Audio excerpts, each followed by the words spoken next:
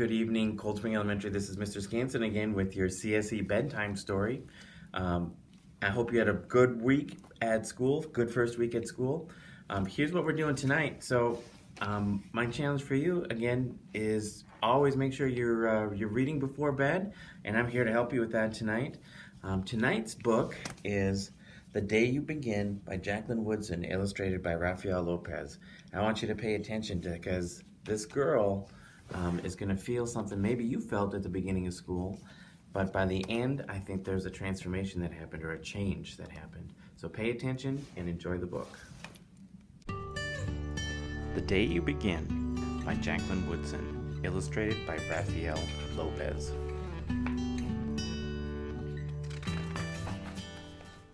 There will be times when you walk into a room and no one there is quite like you. Maybe it will be your skin, your clothes, the curl of your hair. There will be times when no one understands the way words curl from your mouth, the beautiful language of the country you left behind. My name is Rigoberto. We just moved here from Venezuela. And because they don't understand, the classroom will fill with laughter until the teacher quiets everyone. Rigoberto, from Venezuela, your teacher says so soft and beautifully that your name and homeland sound like flowers blooming, the first bright notes of a song. There will be times when the words don't come.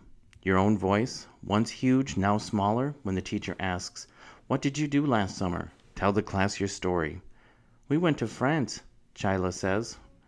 "These shells came from the beach in Maine." A boy named Jonathan holds out a jar filled with tiny shells so fragile they look like they turned to dust in your own untraveled hands. "My whole family went to India, Spain, South Carolina." Each souvenir a small triumph of a journey.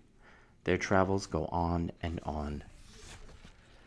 And as you stand in front of that room, you can only remember how the heat waved as it lifted off the curb, and your days spent at home caring for your little sister, who made you laugh out loud and hugged you hard at nap time. You can only remember the books you kept on reading long after she had fallen to sleep.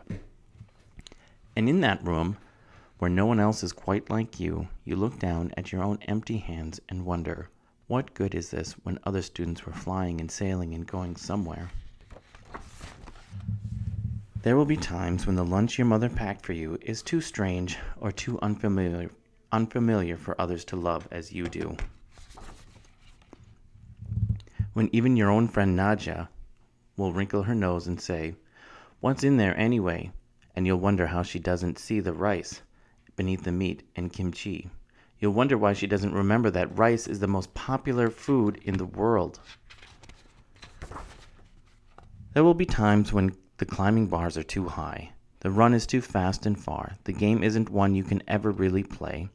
"I don't want him on our team." "You can watch. Maybe you can have a turn later." There will be times when the world feels like a place that you're standing all the way outside of. And all that stands beside you is your own brave self, steady as steel and ready, even though you don't know yet know what you're ready for. There will be times when you walk into a room and no one there is quite like you until the day you begin to share your stories. My name is Angelina, and I spent my whole summer with my little sister, you tell the class, your voice stronger than it was a minute ago, reading books and telling stories, and even though we were right on our block, it was like we got to go everywhere. "Your name is like my sister," Rigoberto says. "Her name is Angelina too."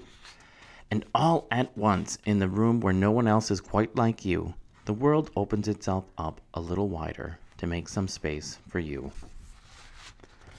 This is the day you begin to find the places inside, your laughter, your lunches, your books, your travel, and your stories, where every new friend has something a little like you, and something else so fabulously not quite like you at all.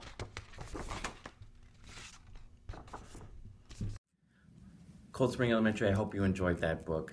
I love that book because we got to know a little bit more about Angelina when she told us her name. My name is Mr. Scanson, and I want you to know that I'm a husband, a father, and a son. My name is Mr. Skansen. My dad's name was Dan. My mom's name was Bonnie, and they were both teachers. Challenge to you, read another book, grab mom or dad, and say, I need one more book before bed. That's CSE Strong, CSE Reads. Have a good night.